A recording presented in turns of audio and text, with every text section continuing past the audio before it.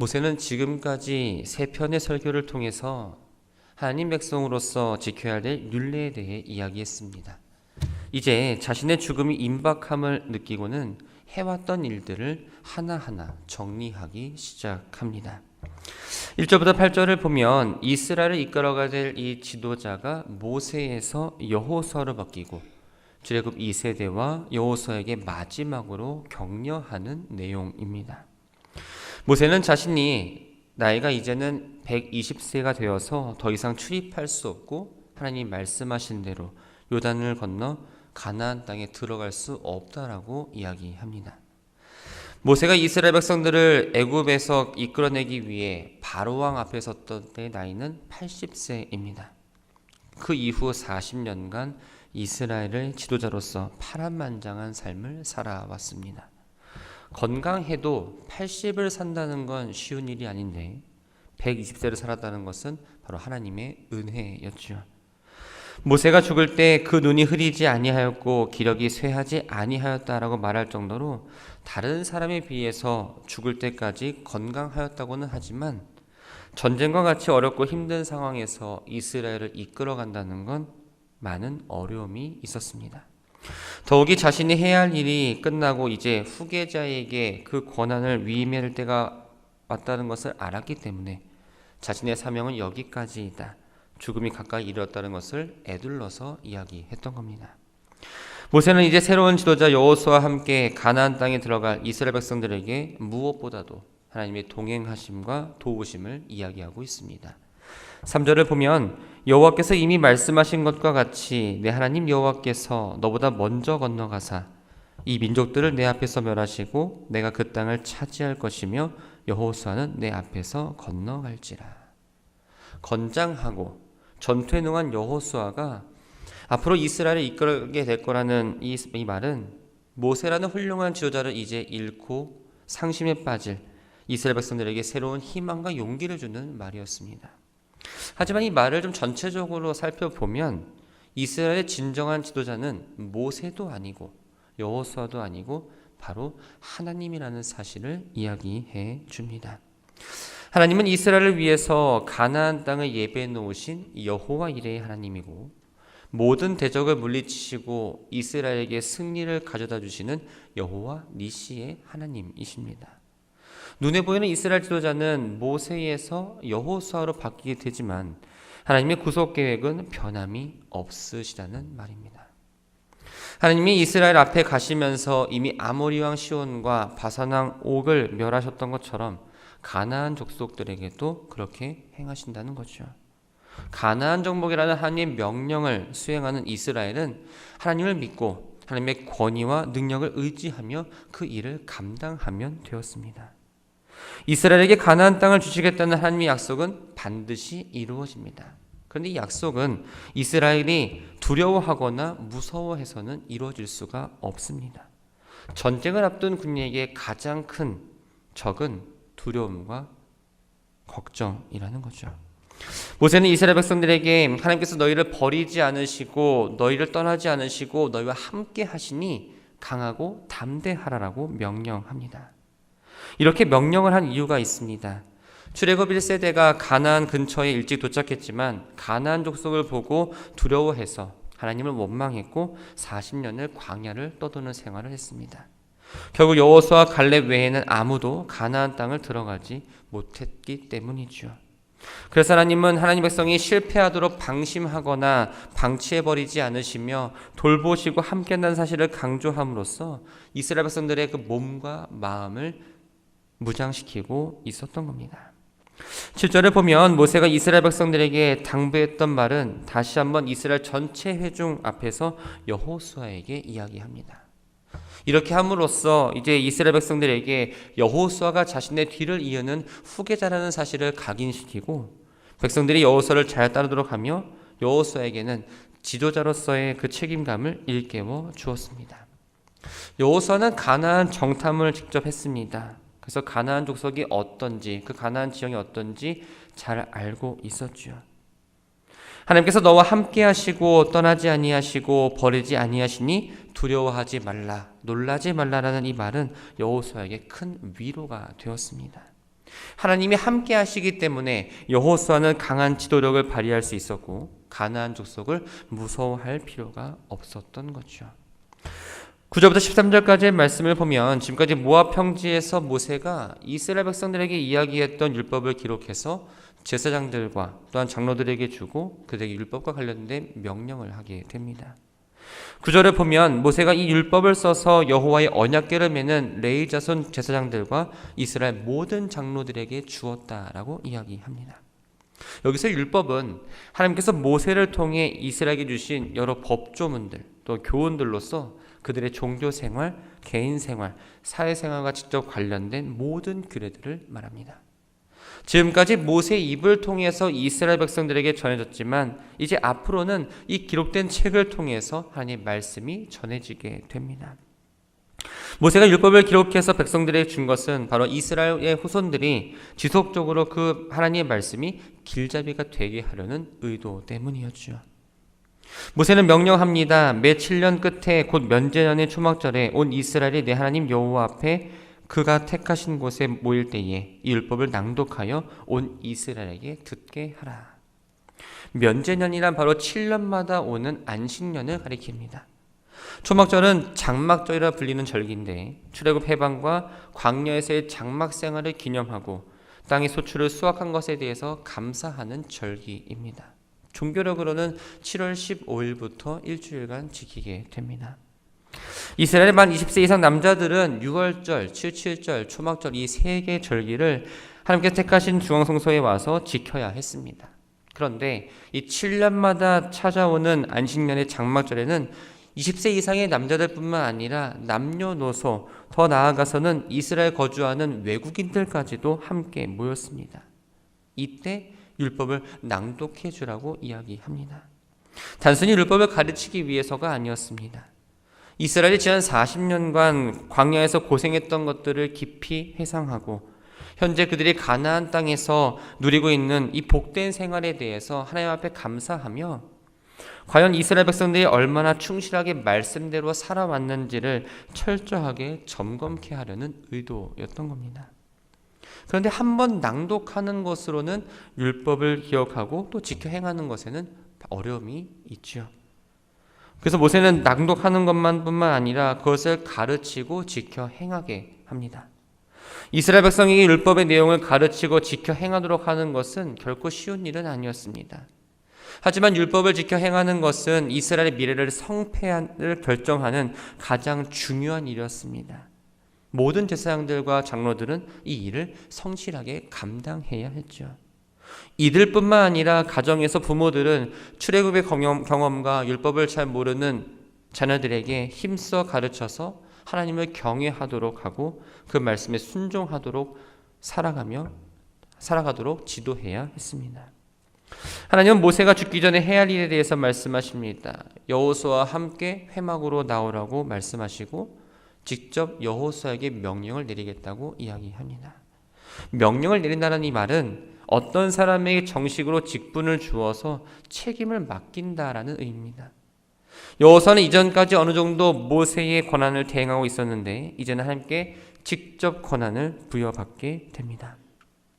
하나님께서 말씀하신 대로 모세는 여호수아를 데리고 회막으로 나아갔습니다. 이때 하나님은 이스라엘 백성과 함께하며 그들을 인도했던 구름 기둥 가운데 나타나셨고 그 구름 기둥은 회막문 위에 머물러 있었습니다. 하나님께서 모세에게 말씀하십니다. 너는 내 조상과 함께 누우려니와 이 백성은 그 땅으로 들어가 음란히 그 땅의 이방신들을 따르며 일어날 것이요 나를 버리고 내가 그들과 맺은 언약을 어길 것이다. 조상들과 함께 누운다는 이 표현은 하나님께서 주신 그 사명을 잘 감수하고 마치고 죽었을 때 사용했던 표현입니다. 모세는 하나님을 경외하며 하나님 맡기신 그 사역을 잘 수행하고 말씀대로 살다가 죽음을 맞이하게 됩니다. 하지만 이스라엘 백성들은 가나안에 들어가서 이방신들을 쫓아 섬김으로 하나님과 세운 언약을 지키지 않을 거라고 말씀하십니다.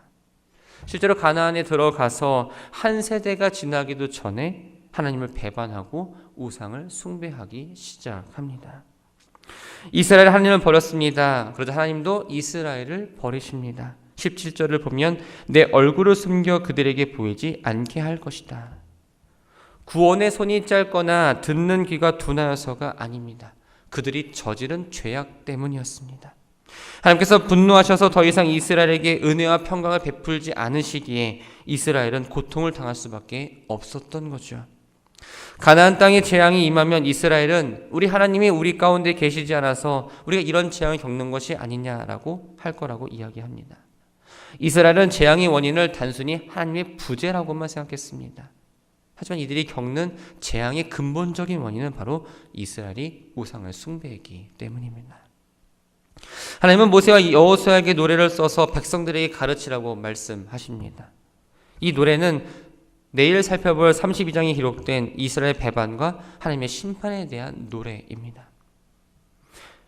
이 노래를 가르쳐서 이스라엘 백성들이 직접 입으로 부르고 그 노래가 자신들을 향한 하나님의 증거가 되게 하라고 말씀하시죠.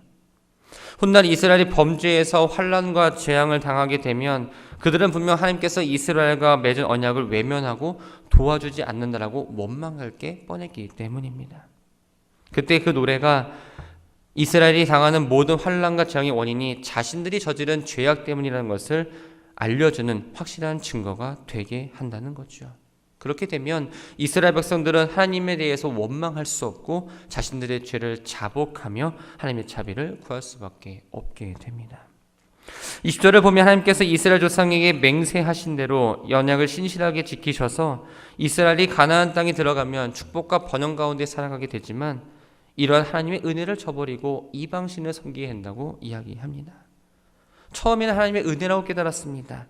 하지만 시간이 지나면서 풍요의 신이라 불리는 가나안의 족속들이 믿는 신들에게 미혹되어서 자기들의 번영을 그 신들에게 구하게 되고 풍요롭게 한 축복이 하나님이 아니라 그 신을 통해서 왔다고 믿게 된다는 사실입니다. 이렇게 된 이유는 무엇일까요?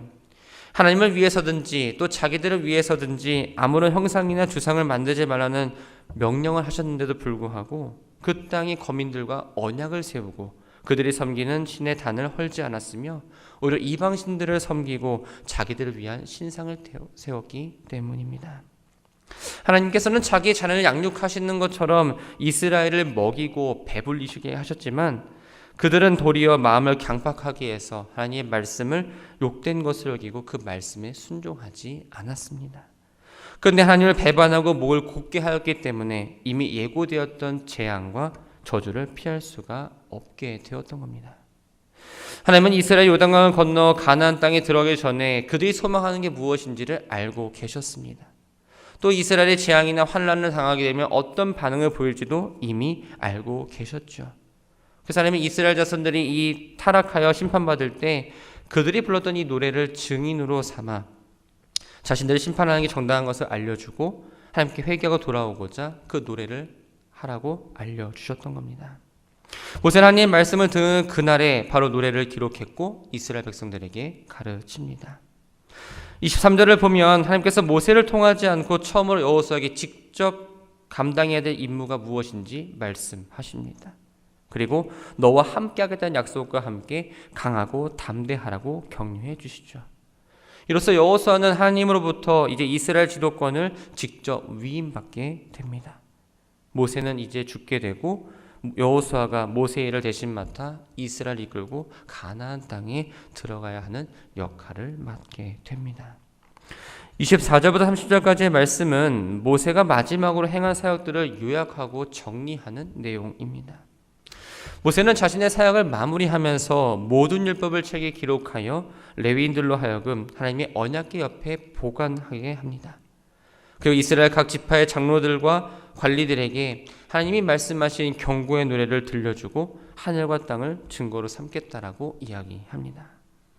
모세는 자신이 살아있는 동안에도 이스라엘 백성들이 하나님을 거역하며 살았는데 자신이 죽은 후에는 어떻게 할 것이냐, 그들이 하나님을 더욱 거역할 것을 알고 말씀으로 증거를 삼으려고 했던 겁니다. 하나님과 모세는 앞으로 타락할 것을 예고하면서도 노래와 말씀으로 증거를 남겨두었습니다. 그 말씀을 통해서 이스라엘 다시 하나님과의 관계를 회복하도록 하기 위해서였죠.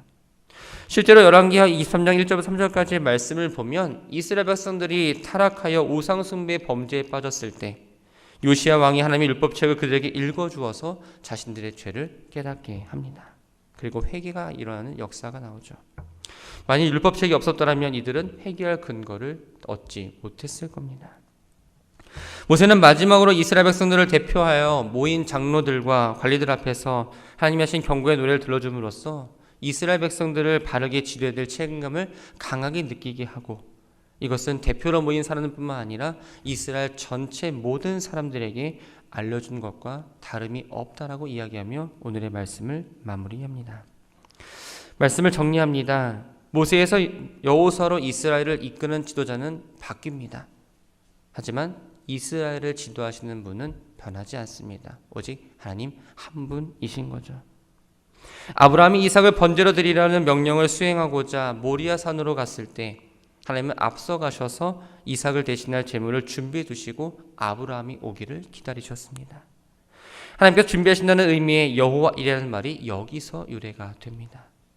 또 하나님께서는 출애굽 당시 낮에는 구름 기둥으로 밤에는 불 기둥으로 이스라엘보다 앞서 그들을 인도하셨습니다.